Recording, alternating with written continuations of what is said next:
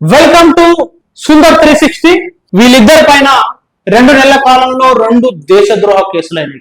ఎందుకైనాయి, ఆ వివరాలు ఏంటి అనే అంశాలను మాట్లాడుకునే కంటే ముందు ఒక చిన్న వీడియో మీకు చూపిస్తా. ఒకసారి ఈ వీడియో చూడండి.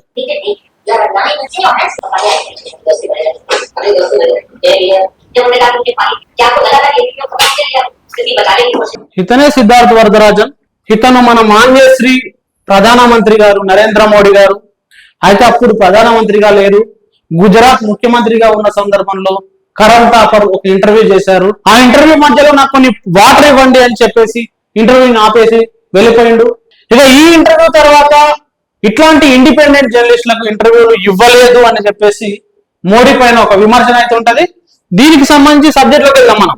సీనియర్ జర్నలిస్టులు సిద్ధార్థ్ వరదరాజన్ మరియు కరణ్ థాపర్ పై అస్సాం పోలీసులు మళ్లీ దేశద్రోహం కేసు నమోదు చేశారు.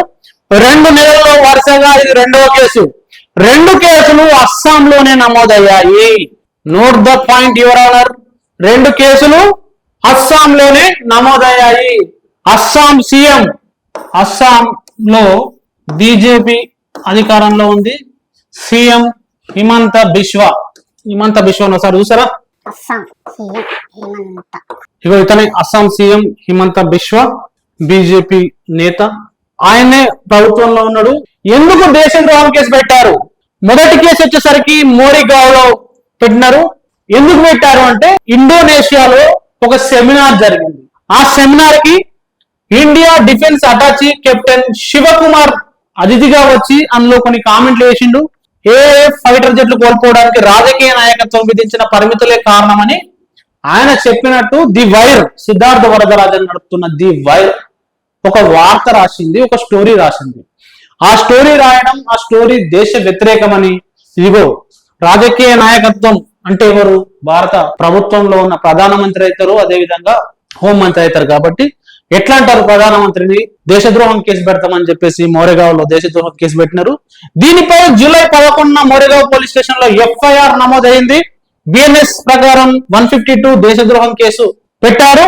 సుప్రీంకోర్టు ఆగస్టు 12న ఈ ఇద్దరు జర్నలిస్టులకు కోయర్సివ్ యాక్షన్ అంటే అరెస్టు చేయకుండా, అరెస్టు చేయొద్దు ప్రస్తుతానికి అని చెప్పేసి ఆదేశాలు జారీ చేసింది. అదేవిధంగా సెక్షన్ 152 రాజ్యాంగ బద్ధతను సవాల్ చేసే పిటిషన్ పై నోటీస్ జారీ చేసింది. సెక్షన్ 152 రాజ్యాంగబద్ధంగానే ఉందా? ఈ దేశద్రోహ కేసు సరైనదేనా? ఆ చట్టం సరైందా? దాని మీద పరిశీలించాలి అని చెప్పేసి ఒక నోటీస్ మోడీ ప్రభుత్వానికి ఇచ్చింది సుప్రీంకోర్టు. ఈ 12వ తారీఖును గుర్తుపెట్టుకోండి, 12 ఆగస్ట్. ఇక 2వ కేసు గౌహతి క్రైమ్ బ్రాంచ్ లో నమోదైంది. ఈ గౌహతి కూడా మీకు తెలుసు, ఇది కూడా అస్సాంలోనే ఉంటది. సేమ్ 2 ఒకటే రాష్ట్రంలో నమోదైనవి. ఎఫ్ఐఆర్ నంబర్ 03/2025 పన్ బజార్ క్రైమ్ బ్రాంచ్ గౌహతిలో కేసు నమోదైంది. దీంట్లో బిఎన్ఎస్ 152 తో పాటు 196, 197, 1D/36 కూడా పెట్టారు. అదేవిధంగా 353, 45, 61 సెక్షన్లు కూడా ఈ కేసులో నమోదు చేశారు. అయితే ఆగస్టు 12న సమన్లు జారీ చేశారు. ఆగస్టు 12 అంటే ఎప్పుడు? ఇంతకుముందు కేసులో సుప్రీంకోర్టు ఏదైతే వీళ్ళని అరెస్ట్ చేయొద్దని చెప్పేసి ఒక ఆదేశాలు ఇచ్చిందో, ఏదైతే భారత ప్రభుత్వానికి ఈ బిఎన్ఎస్ 152 పరిశీలించండి అని చెప్పేసి ఆదేశించిందో, అదే రోజు గౌహతిలో 22వ తేదీ, ఆగస్టు 22వ తేదీన గౌహతిలో హాజరు కావాలని ఆదేశం జారీ చేసింది. అయితే ఇక్కడ ఇంకోటి ఏంటంటే సమన్లలో ఎఫ్ఐఆర్ వివరాలు ఏమీ పంపించలేదు. ఎందుకంటే ఎవరి మీద కేసు పెడితే ఎఫ్ఐఆర్ వాళ్ళకి అందించాలి. ఎందుకు కేసు పెట్టినారు, ఎవరు కంప్లైంట్ ఇచ్చినారు, సెక్షన్లు ఏం పెట్టినారు, ఈ అంశాలని మొత్తం తెలుసుకోవడానికి ఆ ఎఫ్ఐఆర్ ఉపయోగపడుతుంది. ఆ ఎఫ్ఐఆర్ అనేది ఎవరి మీద కేసు పెట్టినా వాళ్ళకి ఇవ్వాలి అని ఒక న్యాయశాస్త్రంలో ఒక ప్రాథమిక రూల్. దాని కానీ ఎఫ్ఐఆర్ ఏమి ఇవ్వలేదు, ఆ వివరాలు ఏమి ఇవ్వలేదు, కాపీ కూడా పంపలేదు మాకు అని చెప్పేసి కరణ్ థాపర్, సిద్ధార్థ్ వరదరాజన్ కూడా బహిరంగంగా ప్రకటించినారు. అయితే మేము సహకరిస్తాం, కానీ మాకు ఎఫ్ఐఆర్ ఏది, ఎందుకు కేసు పెట్టిర్రు అన్న విషయాలు మాకు చెప్పాలి కదా అనే అంశాన్ని మాత్రం వాళ్ళు అడుగుతున్నారు. ఇంతకుముందుకే చెప్పాను, సుప్రీంకోర్టు ఆగస్టు 12న జర్నలిస్టులకు కోయర్సివ్ యాక్షన్ నుంచి రక్షణ ఇచ్చింది. అంటే అరెస్టు చేయకూడదు అని చెప్పింది. అదే రోజు కొత్త కేసు ఇంకో కొత్త పోలీస్ స్టేషన్ నుంచి పెట్టారు. ఇవే ఇట్లుంటాయి భారతదేశంలో పాలిటిక్స్ అని చెప్పేసి జనాలు కామెంట్ చేస్తారు. ఇక దేశద్రోహ చట్టం అంటే ఏంటి, ఉండాలన్నా ఉండకూడదా అని చెప్పేసి చాలా ఏళ్ల నుంచి దీని మీద చర్చ అనేది జరుగుతుంది. దేశద్రోహ చట్టంపై సుప్రీంకోర్టులో కూడా ఒక పిటిషన్ పడ్డది. ఎస్జి అంబేద్కరే గతంలో ఐపీసీలోని సెక్షన్ 124A దేశద్రోహంను సవాలు చేసిన వ్యక్తి ఈయన.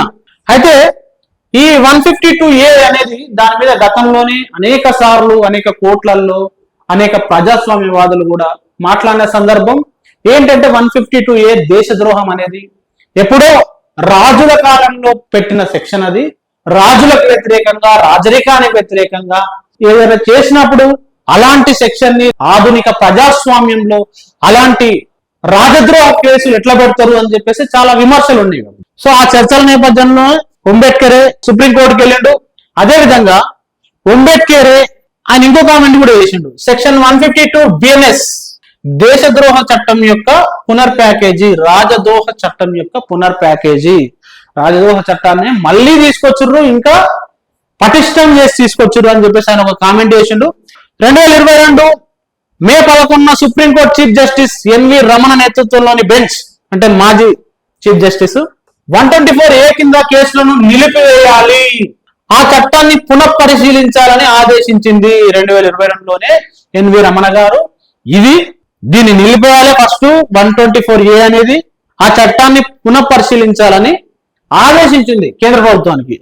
ఆ తర్వాత తాత్కాలికంగా దాన్ని సస్పెండ్ కూడా చేసింది. అయినప్పటికీ BNS జూలై 1 భారత న్యాయ సంహిత పేరుతోటి ఇప్పుడు మోడీ ప్రభుత్వం కొత్త చట్టం తీసుకొచ్చిందిగా, దాన్ని జూలై 1 నుంచి అమల్లోకి వచ్చింది 2024లో. దాంట్లో సెక్షన్ 152 అంటే 124A కాస్త సెక్షన్ 152 అయింది. ఈ 152 మరింత విస్తృతమైన అస్పష్టమైన భాషతో తిరిగి ప్రవేశపెట్టబడ్డది అని చెప్పేసి పిటిషనర్ వాదిస్తున్నారు. అంటే ఏంటి, ఈ 124A అనేది దేశద్రోహం, రాజద్రోహం అనేది స్పష్టంగా ఏమేం చేస్తే రాజద్రోహం అని చెప్పేసి అప్పుడు ఉంది. కొంత అస్పష్టంగా ఉందంటే అర్థం ఏంటంటే దేన్ని ఎట్లయినా వాడుకోవడానికి అవకాశంగా ఉంది. ఇది ప్రతిపక్షాల పైన, ప్రజాస్వామిక గొంతుల పైన దీన్ని వేసే అవకాశం ఉందని డే 1 నుంచి అనేక ప్రజాస్వామిక వాదులు మాట్లాడుతూ ఉన్నారు. అప్పుడు ఆ సందర్భంగా సుప్రీంకోర్టు కొన్ని మార్గదర్శకాలు కూడా ఇచ్చింది. ఏం చెప్పిందంటే, కేంద్ర మరియు రాష్ట్ర ప్రభుత్వాలు సెక్షన్ 124A కింద కొత్త కేసులు నమోదు చేయకూడదు, పాత కేసుల్లో సెడిషన్ ఛార్జీలు సస్పెండ్ చేయాలి, మరియు ఆరోపితుల బెయిల్ కోసం కోర్టును సంప్రదించవచ్చు. అంటే అప్పుడే చెప్పింది 124A కింద కొత్త కేసులు పెట్టొద్దు, పాత కేసులలో ఏమన్నా ఈ రాజద్రోహం కేసులు ఉంటే దాన్ని సస్పెండ్ చేయాలని చెప్పింది. చట్టం ప్రస్తుత సామాజిక వాతావరణంలో సరిపడదు అని కోర్టు భావించింది. అదేవిధంగా ఇది వాక్ స్వాతంత్రానికి వ్యతిరేకంగా, ఆర్టికల్ 19(1)A కి వ్యతిరేకంగా ఇది ఉంది అనేది ఆ సందర్భంగా వచ్చింది. సో పత్రికా స్వేచ్ఛ మీద కూడా ఈ సందర్భంగా సుప్రీంకోర్టు కామెంట్ చేసింది. సెడిషన్ చట్టాలు అంటే రాజద్రోహ చట్టాలు పబ్లిక్ ఇంట్రెస్ట్ పేరుతో పత్రికా స్వేచ్ఛను అణచివేయకూడదు. ఇది జర్నలిస్టులు, విమర్శకులు మరియు యాక్టివిస్టులపై దుర్వినియోగం అవుతున్న చట్టాన్ని ఆపడానికి ఉద్దేశించింది. ఉదాహరణకు విమర్శనాత్మక రిపోర్టింగ్ లేదా అభిప్రాయాలను రాజద్రోహంగా, దేశద్రోహంగా చూడకూడదు, ఎందుకంటే అది ఆర్టికల్ 19(1)A ఉల్లంఘిస్తుంది. ఆర్టికల్ 19(1)A ఏమంటది, భావ ప్రకటన స్వేచ్ఛ, భావ ప్రకటన స్వేచ్ఛ, దీన్నే మనం వాక్ స్వాతంత్రం అంటాం, పత్రికా స్వాతంత్రం దీని కింద వస్తుంది. కాబట్టి ఈ భావ ప్రకటన స్వేచ్ఛనిస్తున్న ఆర్టికల్ 19(1)A ఈ రాజద్రోహం, దేశద్రోహం అనే చట్టం ఉల్లంఘిస్తుంది అని సుప్రీంకోర్టు చాలా స్పష్టంగా కామెంట్ చేసింది. తర్వాత ఇప్పటికి వచ్చేసరికి 2025 ఇప్పుడేం జరుగుతుంది ఈ కేసులో, సిద్ధార్థ్ వరదరాజన్, కరణ్ థాపర్లపై అస్సాంలో జూలై 11 ఒక కేసు పెట్టారు. ఆగస్టు 12 వీరిద్దరిని అరెస్ట్ చేయొద్దని సుప్రీంకోర్టు ఆదేశించింది. అదే ఆగస్టు 12వ తేదీ సిద్ధార్థ్, కరణ్ల పైన అస్సాంలోని మరో దేశద్రోహ కేసు 152 కింద బుక్ చేశారు. ఇది ఇట్లా జరిగింది కదా. 12వ తారీఖే సుప్రీంకోర్టు ఆ సందర్భంగా దీన్ని పరిశీలించాలని భారత ప్రభుత్వానికి చెప్పింది అన్నాగా, అంతకంటే 4 రోజుల ముందు BNS 152 పై కేంద్ర ప్రభుత్వానికి సుప్రీంకోర్టు నోటీసులు ఇచ్చింది. ఆ వివరాలు కూడా ఒకసారి చూద్దాం. అదేంటి అంటే 2025 ఆగస్టు 8 శుక్రవారం రోజు chief justice B R Gavai, justice K Vinod Chandran మరియు జస్టిస్ ఎల్వి అంజారియా వీళ్ళ నేతృత్వంలో bench S G Ambedkar versus union of India పిటిషన్లపై కేంద్ర ప్రభుత్వానికి నోటీస్ జారీ చేసి 4 వారాల్లో స్పందన కోరింది. అంటే 4 వారాల్లో అసలు ఈ 152 ఏంది, ఈ దేశద్రోహ చట్టం ఏంటి, ఈ రాజద్రోహ చట్టం ఏంటి, దానిపైన మీరు 4 వారాల్లో వివరణ ఇవ్వాలని చెప్పేసి సుప్రీంకోర్టు చెప్తే 4 రోజులు కూడా ముందుకే 12వ తారీఖు 2వ కేసు పెట్టింది. అయితే జర్నలిస్టుల అరెస్ట్లు ఎట్లున్నాయి అంటే భారతదేశంలో 2010-20 మధ్యలో 10 ఏళ్లలో 154 మంది జర్నలిస్టులు అరెస్ట్ అయితే 2014 నుండి 20 మధ్యలో అంటే కేవలం 6 సంవత్సరాల్లో ఈ 150లో 130 మంది జర్నలిస్టులు అరెస్ట్ అయ్యారు అని చెప్పేసి రిపోర్ట్ చెప్తుంది. అదేవిధంగా 2020లోనే 67 మంది జర్నలిస్టులు అరెస్ట్ అయ్యారు, 21లో 5 మంది జర్నలిస్టులు అరెస్ట్ అయ్యారు. దాని తర్వాత రిపోర్ట్లు లెక్కలు అందుబాటులో లేవు. అదేవిధంగా 2022లో 7 మంది జర్నలిస్టులు జైల్లో ఉండగా అందులో 5గురు ఉపా కేసు కింద అరెస్ట్ అయ్యారు. ఉపా అంటే మళ్ళీ రాజద్రోహం, దేశద్రోహం. సో 7 మంది జర్నలిస్టులు 6 మంది మీద అలాంటి కేసులు, ఎందుకంటే ఇట్లాంటి వార్తలు రాసినందుకేనా అని చెప్పేసి జర్నలిస్ట్ సంఘాలు ప్రశ్నిస్తున్నాయి. ఇక్కడ ది న్యూస్ మినిట్ కూడా రిపోర్ట్ చేసిన వార్తను కూడా మనం ఇక్కడ చూస్తున్నాం. ఇక పత్రికా స్వేచ్ఛకు సంబంధించి భారతదేశంలో 2014 కంటే ముందు ఎట్లా ఉంది, 2014లో పత్రికా స్వేచ్ఛ 140వ స్థానంలో ఉంది. అదేవిధంగా 2024లో 161వ స్థానానికి అభివృద్ధి చెందినం. ఇక 2025లో 159వ స్థానంలో మనం ఉన్నాం. అంటే ఇంత దిగజారిపోయింది. 140వ స్థానం నుంచి 161, 159వ స్థానానికి పత్రికా స్వేచ్ఛ దిగజారిపోయింది. ఎందుకు? మీరు తప్పకుండా కామెంట్ రాయండి. జర్నలిస్టుల అరెస్టుల కారణమా, ప్రశ్నించే స్వేచ్ఛ లేదా, భావప్రకటన స్వేచ్ఛ లేదా, ప్రపంచంలోనే అతిపెద్ద ప్రజాస్వామిక దేశంలో ప్రశ్న తప్పయిందా, భావ ప్రకటన చేయడం తప్పయిందా, ఆర్టికల్ 19(1)(a) తప్పయిందా అని చెప్పేసి ప్రశ్నలు వస్తున్నాయి. దాని మీద మీరు కూడా కామెంట్ రాయండి. దీనిపైన మనతో పాటు భారతదేశంలో ప్రజాస్వామిక దేశం కాబట్టి జర్నలిస్ట్ సంఘాలు ఈ దేశద్రోహ కేసులను ఖండిస్తున్నాయి. సిద్ధార్థ్ పైన, అదేవిధంగా కరణ్ థాపర్ పైన పెట్టిన కేసులు తప్పు అని ఖండిస్తున్నాయి. Editors guild of India, press club of India కూడా వీరికి మద్దతుగా, కరణ్ థాపర్ కి, సిద్ధార్థ్ కి మద్దతుగా ఈ కేసులను ఖండించినాయి. అదేవిధంగా మేధావులు, ఆలోచన పరులు, బుద్ధిజీవులు అందరూ కూడా ఇలాంటి కేసులను ఖండిస్తున్నారు. ప్రజలారా, మరి మీకు అర్థమైంది కదా, భారత రాజ్యాంగం ఇచ్చిన ఆర్టికల్ 19(1)(a) భావ ప్రకటన స్వేచ్ఛ ఉండాలన్నా ఉండకూడదా, అది మనకు ఒక ప్రాథమిక హక్కుగా ఉందా లేదా, ఎందుకు ఇలాంటి రాజద్రోహం, దేశద్రోహం పేరుతోటి ఎప్పుడో రాజుల కాలంలో ఉండాల్సిన చట్టాలు అతిపెద్ద ప్రజాస్వామ్య దేశంలో ఉన్నాయి అనే ప్రశ్న మీకు గనక వస్తే ఒక కామెంట్ రాయండి. Thank you very much. చూస్తూనే ఉండండి టీటీ. నేను సుందర్.